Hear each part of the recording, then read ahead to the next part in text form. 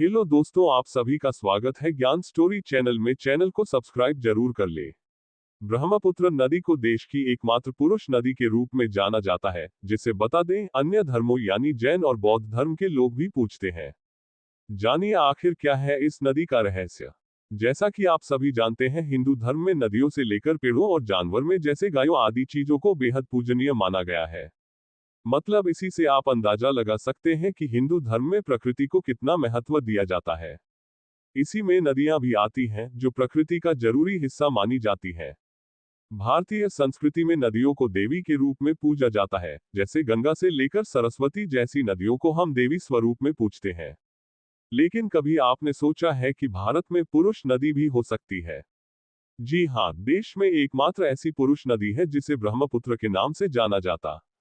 आज इस लेख के जरिए हम आपको भारत की इस पुरुष नदी के बारे में बताते हैं, आखिर क्यों इसे एकमात्र पुरुष नदी कहते हैं। भारत की एकमात्र पुरुष नदी ब्रह्मपुत्र नदी के नाम से जानी जाती है। जैसा कि नाम से ही आपको पता चल गया होगा, ब्रह्मपुत्र को भगवान ब्रह्मा का पुत्र कहते हैं। हिंदुओं के लिए ये नदी तो पूजनीय है ही, साथ ही बौद्ध और जैन धर्म के लोग भी इसकी पूजा करते हैं।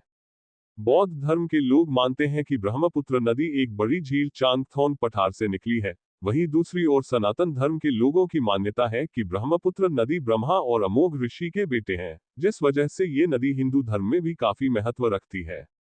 ब्रह्मपुत्र नदी का उद्गम हिमालय के उत्तर में स्थित तिब्बत के पुरंग जिले में मौजूद मानसरोवर झील के पास होता है। ये नदी न केवल भारत की कुछ जगहों तक सीमित है, बल्कि अरुणाचल प्रदेश राज्य में प्रवेश करने के बाद नदी असम घाटी में बहती है, फिर वहां से होते हुए बांग्लादेश में प्रवेश करती है। ब्रह्मपुत्र नदी भारत की दूसरी सबसे बड़ी नदी है। भारत में इस नदी की लंबाई करीबन 2700 किलोमीटर है। बौद्ध धर्म के अनुसार ये नदी पहले एक बड़ी झील हुआ करती थी, लेकिन एक दयालु बोधिसत्व को लगा कि इस झील के पानी को हिमालय के तराई इलाकों तक भी पहुंचाना चाहिए, जिससे अच्छे से लोगों की पानी की जरूरतें भी पूरी हो सके।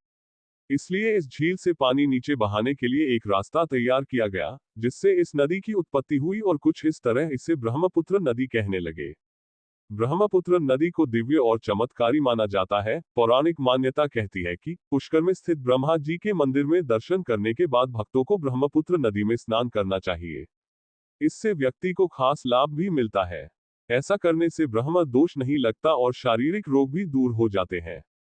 जब भी नदियों की बात सामने आती है, तब भारतवर्ष की सबसे लंबी नदियों में से एक ब्रह्मपुत्र नदी भी सबसे ऊपर होती है। ये भारत की सबसे लंबी नदियों में से एक है।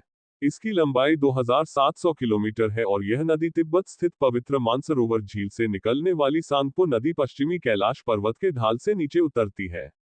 तब इस नदी को ब्रह्मपुत्र नदी कहा जाता है। इस नदी का नाम अलग स्थानों पर अलग होता है।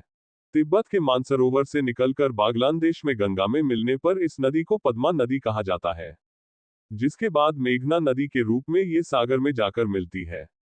इस प्रकार अपनी लंबाई और चौड़ाई की वजह से यह नदी न सिर्फ भारत बल्कि एशिया की भी सबसे बड़ी नदियों में से एक है। विभिन्न स्थानों से बहते हुए यह नदी कुल 2906 किलोमीटर लंबी यात्रा करती है। यह नदी हिमालय में अपने स्रोत यानी कि गंगा नदी के संगम तक लगभग 1800 मील बहती है, जिसके बाद दोनों नदियों का मिश्रित पानी बंगाल की खाड़ी में गिरता है।